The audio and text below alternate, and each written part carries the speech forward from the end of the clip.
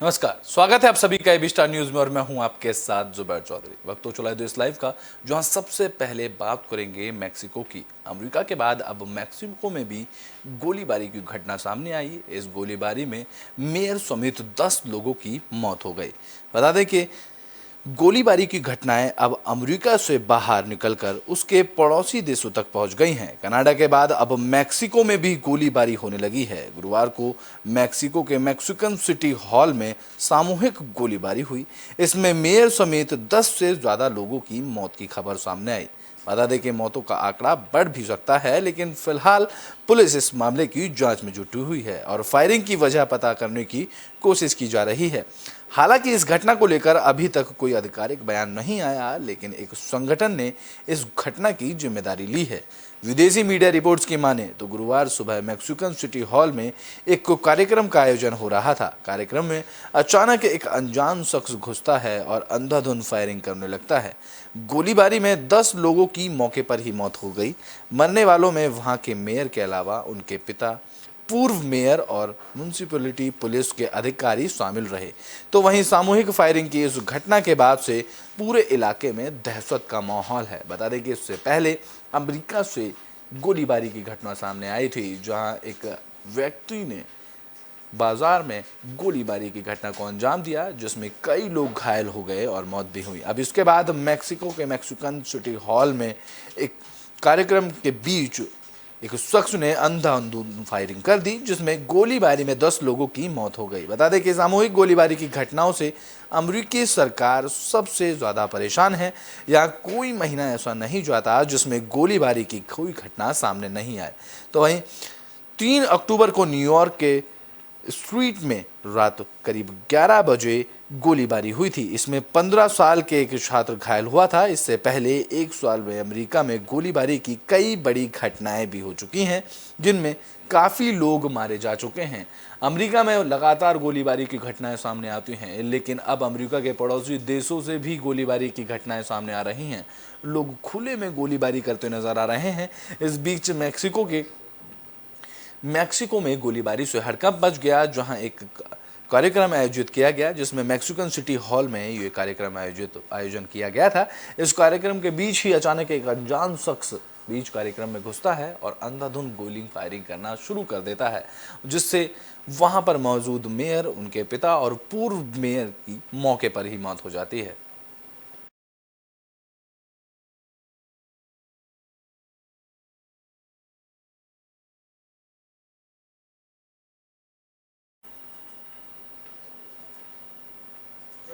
तो बुलेटिन में बात कर लेते हैं नॉर्थ कोरिया की, जहां फिर से मिसाइल टेस्ट किया गया।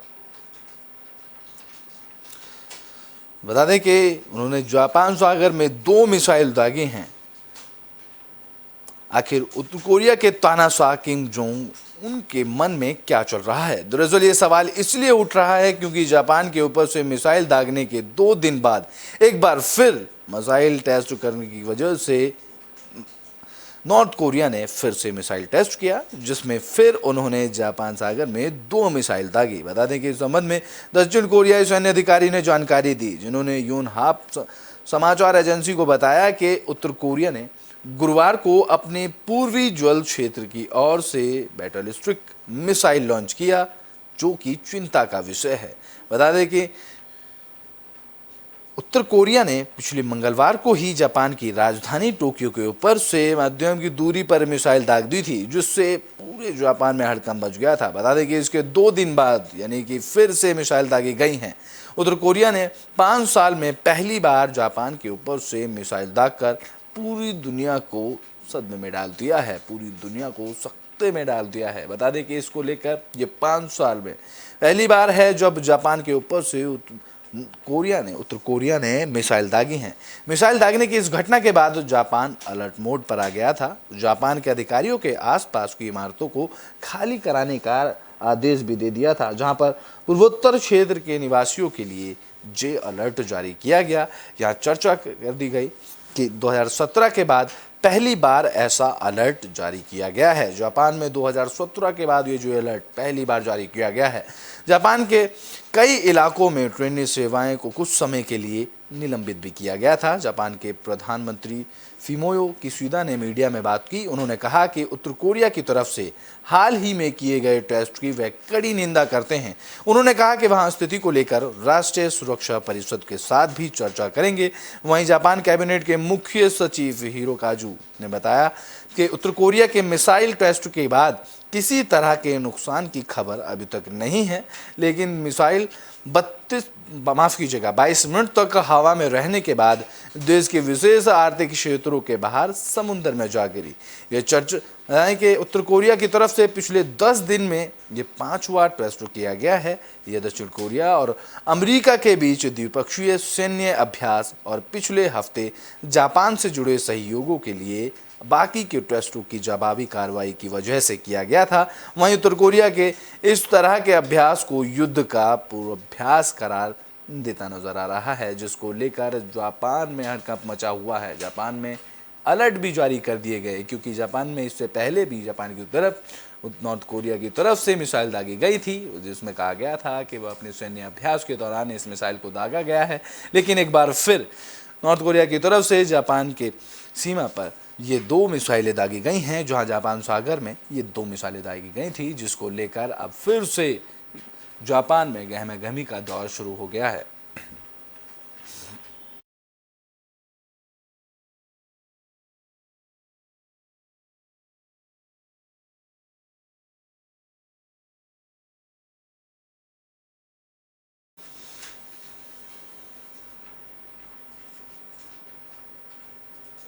तो बुलेटिन में बात कर लेते हैं केरल की, जहां एक दर्दनाक हादसा हुआ। आपको बता दें कि यहाँ 2 बस में आमने सामने से टक्कर हुई। इस हादसे में 9 लोगों की मौत हो गई, तो वहीं 30 से ज़्यादा लोग घायल बताए जा रहे हैं।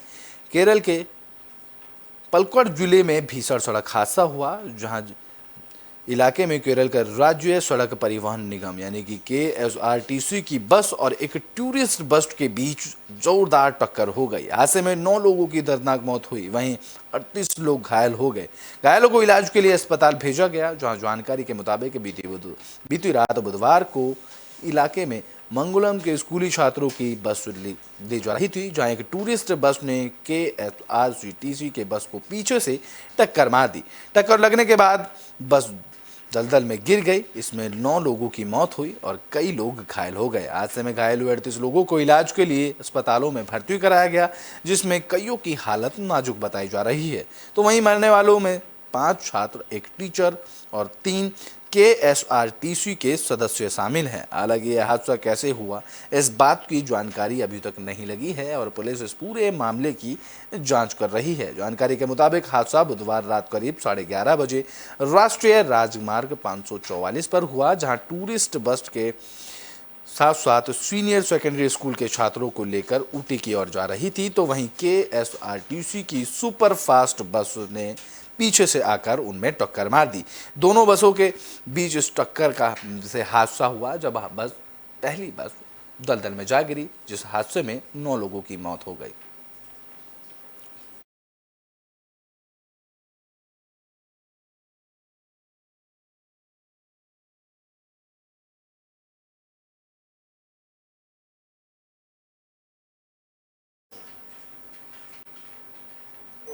तो बुलेटिन में बात कर लेते हैं कानपुर ट्रैक्टर ट्रॉली हादसे की। अब इस हादसे को लेकर नई गिरफ्तारी की गई है। कानपुर ट्रैक्टर ट्रॉली हादसे में ड्राइवर राजू को गिरफ्तार कर लिया गया है। राजू पर नशे में ड्राइविंग करने का आरोप लगा है। कानपुर जिले में ट्रैक्टर ट्रॉली पलटने से 26 लोगों की मौत के मामले में पुलिस ने आरोपी ट्रैक्टर चालक से पूछताछ कर रही है, तो वहीं ड्राइवर से नशे में होने की बात भी कबूल ली है। बता दें कि हादसे के चलते गांव में दशहरा का त्योहार नहीं मनाया गया। गांव की गलियों में सन्नाटा पसरा हुआ है। इस दौरान हर तरफ लोग याद करते नजर आ रहे हैं। 60 थाना क्षेत्र में हुए सड़क हादसे में घायल पृथ्वी की तहरीर पर पुलिस ने कौथा गांव निवासी राजू निषाद, रामशंकर प्रहलाद और ट्रैक्टर सवार एक निवासी के खिलाफ गैर इरादतन हत्या समेत बाकी सभी धाराओं में मुकदमा दर्ज कर लिया। पुलिस ने बीती देर शाम ट्रैक्टर चालक राजू निषाद को साड़ के कॉरिडोर के पास नहर के किनारे से गिरफ्तार किया। पुलिस की पूछताछ में राजू निजात ने नशे में होकर ट्रैक्टर चलाने की बात को कबूला, जहां राजू ने पुलिस को बताया कि जब ट्रैक्टर ट्रॉली पलटी तो उसे कुछ समझ नहीं आ रहा था, इसलिए डर की वजह से वह मौके से फरार हो गया था। जिसके बाद थाना अध्यक्ष ने बताया कि ट्रैक्टर चालक राजू निषाद के हादसे के सही कारण जानने के लिए और भी पूछताछ की जा रही है। फिलहाल उसने नशे में होने की बात कबूली है।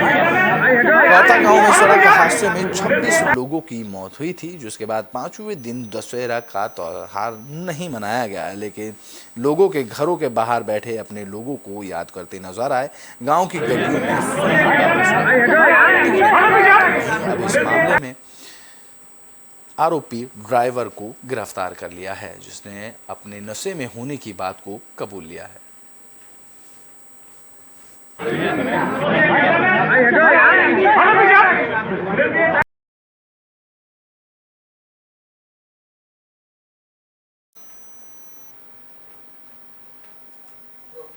तो बुलेटिन में बात कर लेते हैं एशिया की सबसे बड़ी कपड़ा मार्केट की। बता दें कि दिल्ली में गांधीनगर मार्केट में आग लग गई, जिसके बाद 30 से ज्यादा फायर ब्रिगेड की गाड़ियों ने कड़ी मशक्कत के बाद आग पर काबू पाया। दिल्ली के गांधीनगर में भीषण आग लगने की खबर सामने आई, जहां फायर डिपार्टमेंट से मिली जानकारी के मुताबिक गांधीनगर की नेहरू गली में मौजूद जय अम्बे नान में आग लग गई।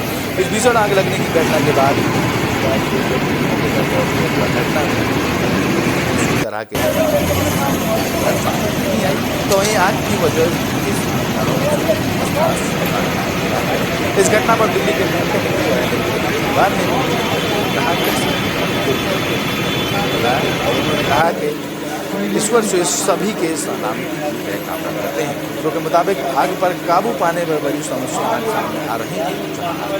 वहाँ आसपास पानी का कोई स्रोत नहीं था, इसलिए दमकल विभाग को बार अपनी गाड़ियों को लगाना पड़ा, जहां पर आग पर काबू पाने के लिए मशक्कत के बाद आग पर काबू पाया। छोटी छोटी गली होने की वजह से दमकल विभाग की गाड़ियों को दूर खड़ा होना पड़ा। इस वजह से वह मौके पर नहीं पहुंच पाए और करीब 150 कर्मचारियों को बड़ी कड़ी मशक्कत के बाद आग पर काबू पाया गया। दिल्ली के गांधीनगर में ये भीषण आग लगी। बता दें कि सबसे बड़ी आता है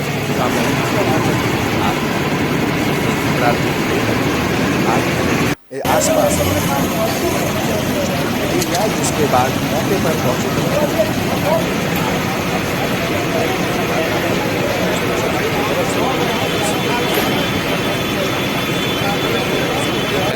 जांच की जा रही है।